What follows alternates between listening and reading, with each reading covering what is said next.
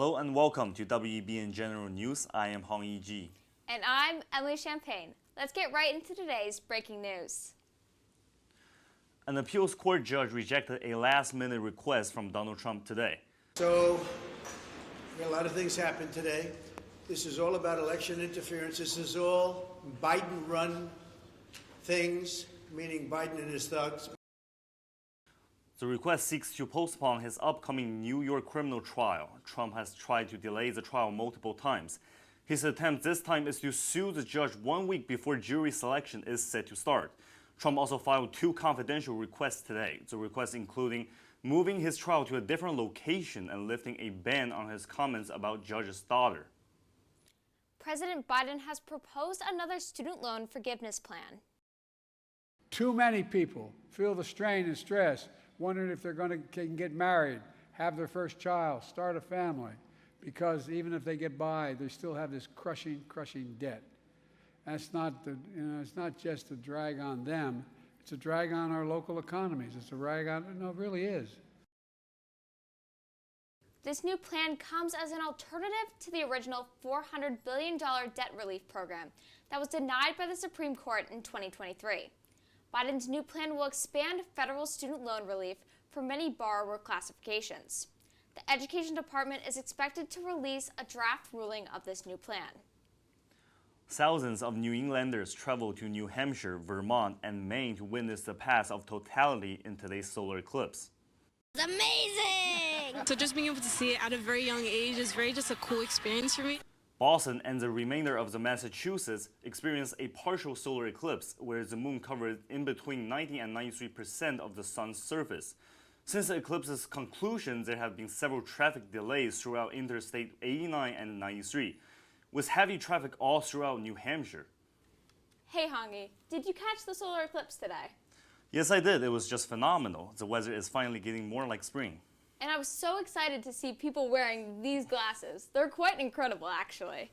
But for more weather updates, our weather correspondent, Madison Lucchesi, has more. Madison? Thanks, Emily. Temperatures are rising this week in Boston. Monday was a perfect day to view the solar eclipse with a high of 64 and a low of 36. Tuesday's temperature reached a sunny 58 degrees, with 43 being the low. Wednesday will be cloudy with a high of 57, and temperatures will drop down to 40 at night. Rain rolls in to finish out the week. Thursday will be 56 with a low of 45 and rain showers in the afternoon. Expect rain showers all day Friday with temperatures hitting 61 with lows at 51. Enjoy the sun while it's shining. Have a great week, Boston. A 4.8 magnitude earthquake centered in White House Station, New Jersey, shook parts of Massachusetts last Friday. The quake is the most powerful to hit the Northeast in more than 20 years. As soon as I looked around, I immediately realized that I wasn't alone. Everybody else in the building definitely felt something, so it was a feeling I haven't experienced before. It was quite interesting, and yeah, it was a little unnerving. Effects of the quake were widespread, with reports from Montreal to Virginia. The U.S. Geological Survey indicated that a 3.8 magnitude aftershock earthquake was reported in Gladstone, New Jersey, less than 10 miles from the epicenter of the initial earthquake. 2 officers have been injured during an arrest at Boston City Hall last Friday. According to a police report, officers arrived on the 5th floor in response to a vocal outburst by 51-year-old Michael Williams. We shouldn't be locking doors, and people have a right to come in, but when you hear that someone was having a fight to the point when the police came to support, they were attacked too, is unsettling for sure. Witnesses claim Williams targeted a group of visitors after not being able to attend a hearing that was canceled. In retaliation, Williams bit one of the arresting officers in the hand and pushed another one back, briefly escaping. Williams was soon tackled, arrested, and now faces a bail of $25,000. If you use laundry pods, you may not use them after this. Procter & Gamble and the Consumer Product Safety Commission announced the recall of millions of liquid laundry detergent packets on Friday. The packets include Tide Pods, Gain Flints, Ace Pods, and Ariel Pods. The recall will affect almost 8.2 million bags. The CPSC has reported that these bags could potentially open at the zipper seam. It will pose a severe risk of injury for children. The packets may also cause skin or eye damage. The recall targeted bags that hold 12 to 39 packets. The affected items were manufactured between September 2023 and February 2024.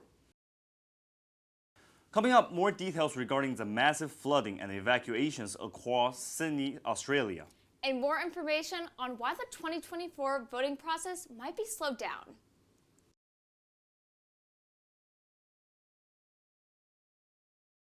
How do you know when you've made the right decision? It's the feeling you get in your gut. The one that tells you what's right or wrong. It's the one that says, sure, I can have a drink. Or the feeling that says, okay, I've been drinking. Now what? It's the voice inside you that says, I'm buzzed. Better leave the car when it's time to go. Plan ahead. Catch a sober ride. Buzz driving is drunk driving. Honey, what I think you need is a socket wrench. I played JV basketball. I'm sorry. I don't think it looks right. This is good, and it's all good, baby. Is it really all good?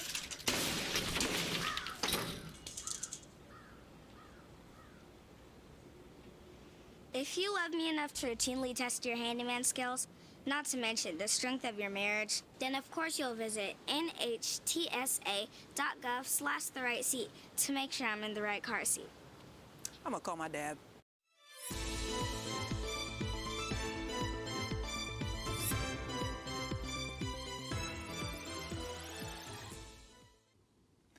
Welcome back to WEBN General News. Heavy rainfall hit parts of Sydney over 24 hours last Friday. Flooding forced thousands of people to evacuate the city's peripheral areas. The rain also caused the unexpected overflow of Warragamba Dam, the city's primary supply of water. The dam began spilling on Saturday morning at a rate equivalent to 80,000 Olympic-sized swimming pools every hour. The New South Wales State Emergency said more than 150 people were rescued from the flood. One person was found dead and thousands have been left without electricity.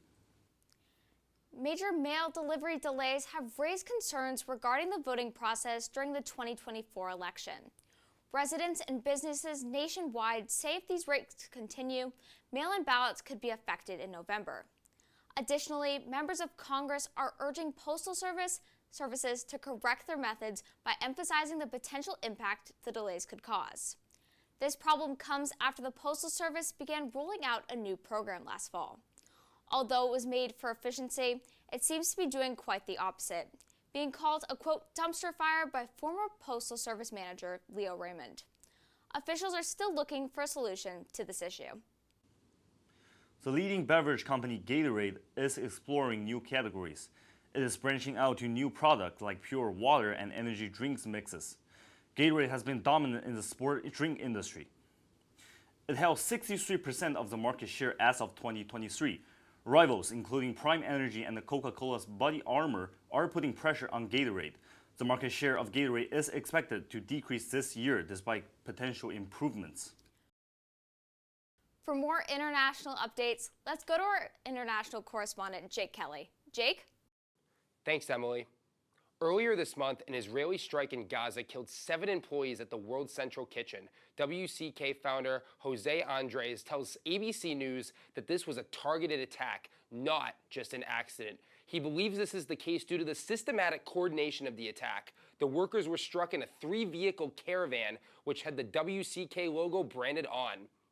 Following the conclusion of their missions at the International Space Station, a Russian Soyuz capsule with a man and 2 women on board has safely and successfully landed in Kazakhstan. Russia's Oleg Novitsky, Belarus's Mariana Vasilevskaya, and NASA's Laurel O'Hara were the 3 astronauts that returned from the ISS after missions that lasted periods of time ranging from a couple weeks to a couple hundred days in space. And a Ugandan court has refused to remove an anti-LGBTQ law currently, quote, aggravated homosexuality, end quote, is punishable by death. ABC News says that in May of last year, Ugandan President Yoweri Museveni signed a bill that put this law in place. This rejection comes despite the widespread disapproval of those abroad in that country, as well as members of other rights groups in Uganda. That's all I have for international news. Back to you at the desk. Coming up, a closer look into the Biden campaign trail. and how a small mistake led to 100 huskies escaping a dog cafe.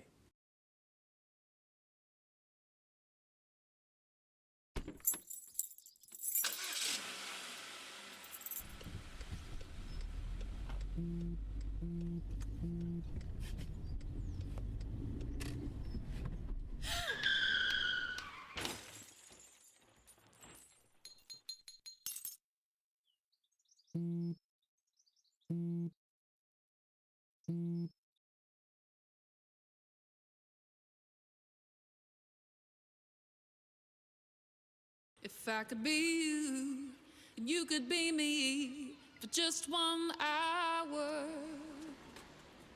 If we could find a way to get inside each other's minds. Walk a mile in my shoes. Walk a mile in my shoes. Well, before you abuse, criticize, and accuse. Walk a mile in my shoes.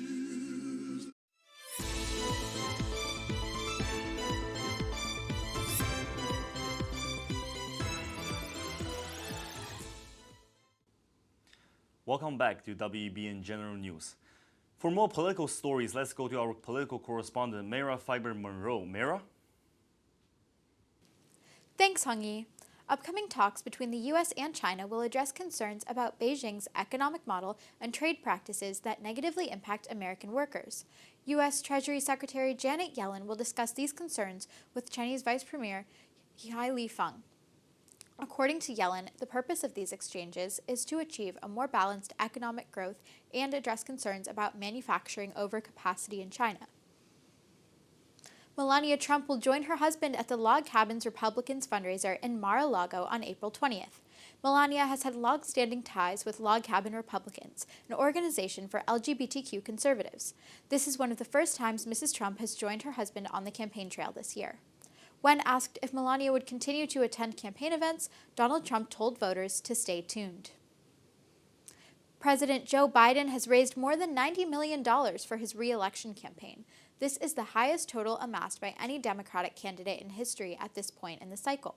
Trump's campaign has raised around $65.6 million so far. Biden's fundraiser at Radio City Music Hall was more successful than former President Clinton and Obama's previous fundraisers. Next up for Biden's campaign is a 6-week media campaign on digital and television platforms. That's all for politics. Back to you at the desk. Angelina Jolie has claimed in a new Miracle lawsuit that during her relationship with Brad Pitt, there was an alleged history of acts of physical abuse. The pair butted heads against old conflicts as new legal documents shared that Pitt was abusive before their fateful 2016 plane ride from France. With Jolie filing a motion to the LA Superior Court, she explains that while she tried to sell Pitt her stake at their winery, the negotiations broke down and Jolie was forced to sign an expensive NDA. The pair is expected to hit the courtroom soon. Jolie will bring in evidence on why Pitt was concerned over his misconduct that it led him to blow up an important deal. 100 huskies have escaped a dog cafe inside of a Chinese mall. Workers at the cafe Shenzhen said someone left one of their doors open, allowing the dogs to escape. The canines had a ball, running loose through the shopping center, surprising and delighting shoppers. However, the chase didn't last long, as a group of employees managed to effectively round up the excited animals.